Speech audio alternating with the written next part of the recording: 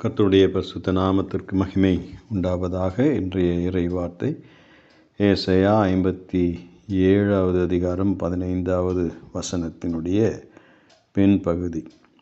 உன்னதத்திலும் பரிசுத்த ஸ்தலத்திலும் வாசம் பண்ணுகிற நான் பணிந்தவர்களின் ஆவியை உயிர்ப்பிக்கிறதற்கும் நொறுங்கினவர்களின் இருதயத்தை உயிர்ப்பிக்கிறதற்கும் நொறுங்குண்டு பணிந்த ஆவி உள்ளவர்களிடத்திலும் வாசம் பண்ணுகிறேன். I dwell in the high and holy place. With him also there is of a contrite and humble spirit, to revive the spirit of the humble and to revive the heart of the contrite ones. என்று வாசிக்கிறோம். பணிந்தல், பணிவு, தாழ்மை, இதை ஆண்டவர் எதிர்பார்க்கிறார். பணிந்த ஆவி உள்ளவர்களிடத்தில் வாசம் பண்ணுகிறேன் என்று ஆண்டவர் சொல்கிறது.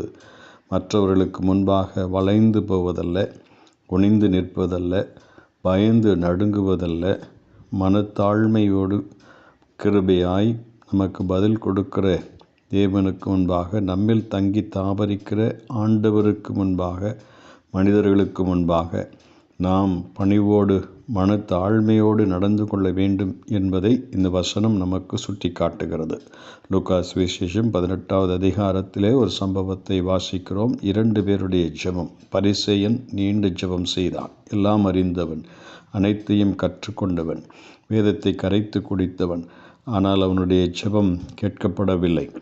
ஆயக்காரனோ தூரத்திலே நின்று, தேவனே, பாவியாகிய என்மேல் கிருபையாயிரும் என்று தன் மார்பிலே அடித்து கொண்டு சுருக்கமாக தேவனை நோக்கி ஜெபித்த அவருடைய ஜெபத்தை கர்த்தர் கேட்டு, கர்த்தர் சொன்னார், அவனல்ல, இவனே நீதிமானாக்கப்பட்டவனாய் தன் வீட்டுக்கு திரும்பி போனான் என்று வாசிக்கிறோம். ஆயக்காரன் அருகில் இருந்த ஆண்டவர் அவனோடு தங்கினார், வாசம் பண்ணினார்.